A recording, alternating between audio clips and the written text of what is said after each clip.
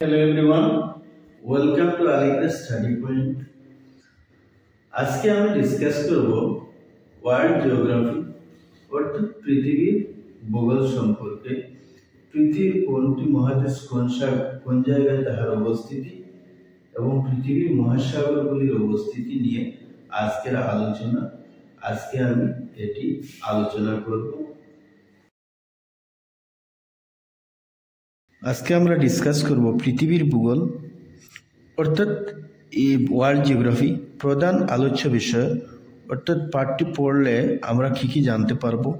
পৃথিবীর সংক্ষিপ্ত পরিচয় জানতে পারবো, মহাদেশ এবং মহাসাগরগুলির বিতরণ সম্পর্কে জানতে পারবো, মহাসাগরগুলির অবস্থিতি এবং বৈশিষ্ট্য সম্পর্কে জানতে পারবো, মহাদেশগুলির অবস্থিতি এবং ভৌগোলিক বৈশিষ্ট্য জানতে পারবো, বিশ্বের দেশগুলোর রাজধানী, আয়তন এবং জনসংখ্যা, পৃথিবীর মধ্যে যে দেশগুলো আছে দেশগুলোর রাজধানী, তার মাটির কালি এবং জনসংখ্যা, কোন দেশে কত জনসংখ্যা বসবাস করে জানতে পারব।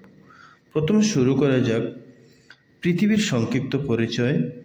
মানুষের একমাত্র বাসভূমি পৃথিবী, সে অতি বিশাল, তার মোট আয়তন প্রায় 500 নিযুত বর্গ কিলোমিটার। পৃথিবীর মোট আয়তন হল 510 নিযুত বর্গ কিলোমিটার। উল্লেখযোগ্য যে ভূপৃষ্ঠের কেবল প্রায় 29% অর্থাৎ 149 নিযুত বর্গ কিলোমিটার স্থলভাগ আর বাকি 71% অর্থাৎ 361 নিযুত বর্গ কিলোমিটার জলভাগ দ্বারা আবৃত অর্থাৎ জলভাগ দ্বারা বেষ্টন করা আছে। পৃথিবীর স্থলভাগ এশিয়া, আফ্রিকা, ইউরোপ, উত্তর আমেরিকা, দক্ষিণ আমেরিকা, ওশেনিয়া এবং অ্যান্টার্কটিকা মহাদেশ নিয়ে গঠিত। অন্যদিকে বৃহৎ জলভাগ অর্থাৎ সাগর, সবচেয়ে বড় মহাসাগর হলো প্রশান্ত মহাসাগর। নাম্বার 2 অর্থাৎ দ্বিতীয় মহাসাগর হলো আটলান্টিক মহাসাগর। ভারত মহাসাগর তার তৃতীয় মহাসাগর, উত্তর এবং দক্ষিণ মহাসাগর নিয়ে গঠিত। উল্লেখযোগ্য যে মহাদেশগুলোর মধ্যে এশিয়া মহাদেশ এবং মহাসাগরগুলোর মধ্যে প্রশান্ত মহাসাগর সর্ববৃহৎ। পৃথিবীর মধ্যে সবচেয়ে বড় মহাদেশ হলো এশিয়া মহাদেশ এবং সবচেয়ে বড় মহাসাগর হলো প্রশান্ত মহাসাগর। 2015 বর্ষের আনুমানিক তথ্য অনুসারে পৃথিবীর মোট জনসংখ্যা 730 কোটি বা 7.3 মহানিযুত।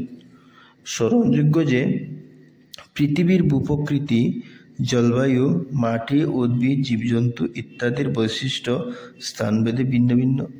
পৃথিবীর বিভিন্ন জায়গায় অর্থাৎ পৃথিবীর বিভিন্ন জায়গায় বিভিন্ন ধরনের উদ্ভিদ বসবাস করে, জীবজন্তু বসবাস করে। আবহাওয়া অনুযায়ী প্রাকৃতিক পরিবেশের বিভিন্ন উপাদানের তারতম্যের জন্যই জনসংখ্যার বিতরণ এবং মানুষের জীবনযাপন প্রণালী পৃথিবীর সকল স্থানে এক নয়। পৃথিবীর বিভিন্ন স্থানের অর্থনৈতিক এবং সামাজিক উন্নয়ন এমনকি তার প্রাকৃতিক পরিবেশের বৈশিষ্ট্যের উপর বিশেষ করে নির্ভর করে। অর্থাৎ পৃথিবীর বিভিন্ন স্থানে যে অর্থনৈতিক, ইকোনমিক্যালি এবং সামাজিক উন্নয়ন, তার মানে সোশ্যাল ডেভেলপমেন্ট উন্নয়ন, এমনকি প্রাকৃতিক পরিবেশের বৈশিষ্ট্য অর্থাৎ গুণ বিশেষ করে নির্ভর করে। সুতরাং অনুকূল প্রাকৃতিক পরিবেশের সঙ্গে প্রাকৃতিক সম্পদে ভরপুর অঞ্চল সাধারণত অর্থনৈতিকভাবে অগ্রসর। অর্থাৎ প্রাকৃতিকভাবে সম্পদে যে এলাকা অর্থনৈতিকভাবে অটোমেটিক্যালি উন্নত। অন্যদিকে প্রতিকূল প্রাকৃতিক পরিবেশ ও প্রয়োজনীয় প্রাকৃতিক সম্পদের অভাবে অর্থাৎ যে জায়গার মধ্যে সম্পদের অভাব, সম্পদ কম, সেই জায়গা অর্থনৈতিকভাবে একটু দুর্বল। এখানে জানতে পারবো মহাদেশ এবং মহাসাগরগুলোর বিতরণ। পৃথিবীর মধ্যে 7টি মহাদেশ এবং 5টি মহাসাগর আছে। এই মহাদেশ এবং মহাসাগরগুলোর বিতরণ সম্পর্কে আলোচনা করব। মহাদেশীয় সংস্থান বা সঞ্চারণ সূত্র অনুসারে আদিতে অর্থাৎ আজ থেকে প্রায় 300 নিযুত বছর পূর্বে পৃথিবীর স্থলমণ্ডল একত্রিত হয়েছিল। পৃথিবীর স্থলমণ্ডলটা এক জায়গায় ছিল এবং তার চারপাশে জলমণ্ডল দ্বারা ঘিরে ছিল। এর অন্য স্থানে পৃথিবীর জলমণ্ডলটিকে প্যানজিয়া। এই অন্যস্থানে পৃথিবীর জলমণ্ডলটিকে কি বলা হতো? পেনজিয়া বলা হতো, এবং পেনজিয়ার চারপাশে পরিবৃত জলমণ্ডলটিকে জলমণ্ডলটিকে পান্তালেসা বলে। পেনজিয়ার তার পাশে স্থলমণ্ডল হলো পেনজিয়া এবং জলমণ্ডল হলো পান্তালেসা। কিছুকাল অতিক্রান্ত হওয়ার পর পেনজিয়ার প্রায় মাঝ বরাবর, অর্থাৎ পেনজিয়া যে স্থলমণ্ডল সেটির মাঝ বরাবর পূর্ব পশ্চিমে একটি সংকীর্ণ দীর্ঘ সাগরের সৃষ্টি হয়েছিল। সংকীর্ণ অর্থাৎ ছোট একটি লম্বা সাগরের সৃষ্টি হয়েছিল। একে টেনিস সাগর বলা হয়। টেনিস সাগর কাকে বলা হয়? কোয়েশ্চেন আসতে পারে যে পেনজিয়ার মাঝ বরাবর একটি সংকীর্ণ দীর্ঘ সাগরের সৃষ্টি হয়েছিল, একে টেনিস সাগর বলা হয়। এই টেনিস সাগরের সৃষ্টিতে পেনজিয়া উত্তর দক্ষিণে দুই ভাগে বিভক্ত হয়ে গেল। পেনজিয়াটি উত্তর এবং দক্ষিণ দিকে দুই ভাগে বিভক্ত হয়ে গেল। এর উত্তর অংশটিকে লরেসিয়া, তার উত্তর অংশটিকে লরেসিয়া বলা হয়, এবং দক্ষিণ অংশটিকে গন্ডোয়ানা ল্যান্ড বলা হয়। মধ্যজীবীয় কল্পের সময়ে, অর্থাৎ মধ্যজীবীয় কল্পের সময়ে আজ থেকে প্রায় 250 নিযুত বছর পূর্বে আগে ভূত্বকের ফাটল ক্রিয়া এবং মহাদেশীয় সঞ্চারণের ফলে লরেসিয়া গন্ডোয়ানা ল্যান্ড পুনরায় বিভাজিত হয়ে বিষুব এবং পশ্চিম দিকে গতি করে বর্তমান অবস্থান, অর্থাৎ বর্তমানে যে অবস্থা আছে অবস্থার মহাদেশগুলি সৃষ্টি হয়েছে।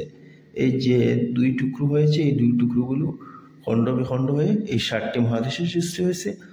মহাদেশীয় সঞ্চারণ সূত্র অনুসারে লরেসিয়া বিভাজিত হয়ে, লরেসিয়া যে স্থলমণ্ডল, এই স্থলমণ্ডলটি বিভাজিত হয়ে উত্তর আমেরিকা, গ্রিনল্যান্ড এবং ভারত উপমহাদেশের উত্তরের ইউরোপ এবং এশিয়া মহাদেশের সৃষ্টি হয়েছিল।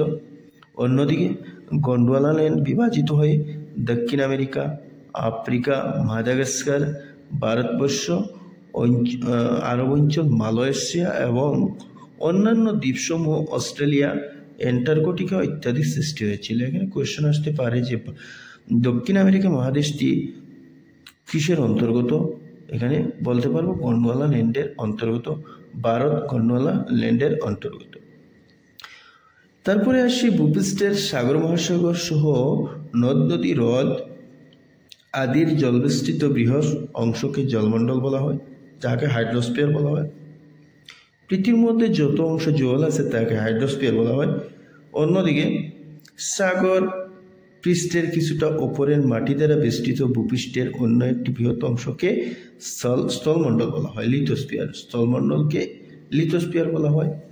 উল্লেখযোগ্য যে পৃথিবীর এই বৃহৎ জলমণ্ডল এবং স্থলমণ্ডল দুটো স্বতন্ত্রভাবে পাশাপাশি একসঙ্গে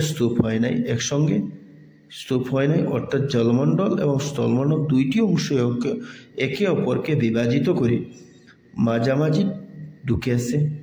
অবশ্য ক্যাস্পিয়ান, মরু এবং আরব সাগরকে বাদ দিয়ে পৃথিবীর সবকটি সাগর মহাসাগর একে অন্যের সঙ্গে সংযুক্ত হয়ে আছে। পৃথিবীর সবকটি সাগর মহাসাগর একটির সাথে আরেকটি সংযুক্ত হয়ে আছে, কিন্তু স্থলমণ্ডলটি চারদিকে জল দ্বারা বেষ্টিত। স্থলমণ্ডলটি চারদিকে জল দ্বারা বেষ্টিত এবং 4টি বৃহৎ অংশে বিভাজিত হয়ে আছে। অর্থাৎ স্থলমণ্ডলের প্রথম অংশটি এশিয়া, অর্থাৎ মহাদেশের প্রথম অংশটি হলো এশিয়া, ইউরোপ, আফ্রিকা মহাদেশ নিয়ে গঠিত। দক্ষিণ অংশটি উত্তর আমেরিকা এবং দক্ষিণ আমেরিকা নিয়ে গঠিত। মহাদেশ নিয়ে গঠিত তৃতীয় অংশটি অস্ট্রেলিয়া এবং বহু দ্বীপ সংযুক্ত হয়ে সৃষ্ট ওশেনিয়া মহাদেশ নিয়ে গঠিত। আর চতুর্থ অংশটি অ্যান্টার্কটিকা মহাদেশ দ্বারা গঠিত। অন্যদিকে সংযোজিত তো বটে, এমনকি মহাদেশগুলোর চারপাশ পৃথিবীর 5টি মহাসাগর মিলে ঘিরে রেখেছে। আর তার মধ্যে এই প্রশান্ত মহাসাগর, এশিয়া মহাদেশ এবং উত্তর আমেরিকা ও দক্ষিণ আমেরিকা মহাদেশের মাঝখানে অবস্থিত। উত্তর আমেরিকা এবং দক্ষিণ আমেরিকার মধ্যহার মাঝখানে অবস্থিত আটলান্টিক মহাসাগর, উত্তর আমেরিকা ও দক্ষিণ আমেরিকার মহাদেশ আর ইউরোপ এবং আফ্রিকা মহাদেশের মাঝখানে অবস্থিত ভারত মহাসাগর, যেটি এশিয়া মহাদেশের দক্ষিণে অবস্থিত। ভারত মহাসাগর আফ্রিকা মহাদেশের পূর্বে এবং ওশেনিয়া মহাদেশের পশ্চিমে অবস্থিত। ভারত মহাসাগর উত্তর মহাসাগর উত্তর আমেরিকা, উত্তর মহাসাগর যেটি এই উত্তর আমেরিকার মধ্যে অবস্থিত, ইউরোপ এবং এশিয়া মহাদেশের উত্তরে অবস্থিত। আর দক্ষিণ মহাসাগর দক্ষিণ আমেরিকা, আফ্রিকা ও ওশেনিয়া মহাদেশের দক্ষিণে অবস্থিত। উল্লেখযোগ্য যে জলমণ্ডলের বৃহৎ অংশ 57%, অর্থাৎ জলমণ্ডলের যত অংশ আছে তার মানে 100% মধ্যে 57% দক্ষিণ গোলার্ধে সবচেয়ে বেশি জলমণ্ডল। আবার স্থলভাগের বৃহৎ অংশ অর্থাৎ লিথোস্ফিয়ার যাকে বলা হয় তার বৃহৎ অংশ অর্থাৎ 66% উত্তর গোলার্ধে অবস্থিত। বেশি মহাদেশ উত্তর গোলার্ধে অবস্থিত। সুতরাং পৃথিবীর মোট জনসংখ্যা প্রায় 90% উত্তর গোলার্ধে বসবাস করে। পৃথিবীর যত লোক বসবাস করে তার 90% লোক উত্তর গোলার্ধে বসবাস করে। মহাসাগরগুলির অবস্থিতি এবং বৈশিষ্ট্য। পৃথিবীর সবকটি মহাসাগরই একটি অপরটির সঙ্গে সংযুক্ত হয়ে থাকার ফলে মহাসাগরগুলির সঠিক সীমা নির্ধারণ করাটা সম্ভব নয়। মহাসাগরগুলি পরিমাপ করা সম্ভব নয়, তবু অধ্যয়নের সুবিধার্থে অর্থাৎ পড়াশোনার সুবিধার্থে মোটামুটি একটি বিস্তৃতি নির্ধারণ করা হয়েছে। ইতিমধ্যে উল্লেখিত 5টি মহাসাগরের 3টি অর্থাৎ 5টি মহাসাগর আছে, এর মধ্যে 3টি অর্থাৎ প্রশান্ত মহাসাগর প্রথম সবচেয়ে বড় মহাসাগর, আটলান্টিক মহাসাগর দ্বিতীয় মহাসাগর, ভারত মহাসাগর তৃতীয় মহাসাগর, উত্তর এবং দক্ষিণ দুটো গোলার্ধেই অবস্থিত। এই মহাসাগরগুলো দক্ষিণ মহাসাগর দক্ষিণ গোলার্ধে অবস্থিত, দক্ষিণ মহাসাগর যেটি এটি দক্ষিণ দিকে অবস্থিত, এবং উত্তর মহাসাগর উত্তর গোলার্ধে অবস্থিত। বিস্তৃতি বা আয়তন হিসাবে মহাসাগরগুলোর মধ্যে বিস্তৃতি অর্থাৎ বড় পরিমাণ বৃহত্তরের দিক দিয়ে প্রশান্ত মহাসাগর সর্ববৃহৎ মহাসাগর এবং উত্তর মহাসাগর সর্বনিম্ন মহাসাগর হলো উত্তর মহাসাগর। মহাসাগরগুলির আয়তন এখানে দেওয়া আছে। এখানে দেখতে পাচ্ছ প্রশান্ত মহাসাগর যেটি এটির আয়তন হলো 165.2 নিযুত বর্গ কিলোমিটার। তারপরে আটলান্টিক মহাসাগর যেটি তার আয়তন হলো 82.4 নিযুত বর্গ কিলোমিটার। নাম্বার 3 ভারত মহাসাগর যেটি তার আয়তন হলো 73.4 নিযুত বর্গ কিলোমিটার। দক্ষিণ মহাসাগর যেটি তার আয়তন হলো 20.3 নিযুত বর্গ কিলোমিটার। উত্তর মহাসাগর যেটি তার আয়তন হলো 14.1 নিযুত বর্গ কিলোমিটার। এই হলো মহাসাগরগুলোর অবস্থিতি এবং তার বৈশিষ্ট্য আলোচনা করেছি। পরবর্তীর মধ্যে মহাদেশের আলোচনা করব, মহাদেশের আয়তন এবং বিস্তৃতি নিয়ে আলোচনা করব।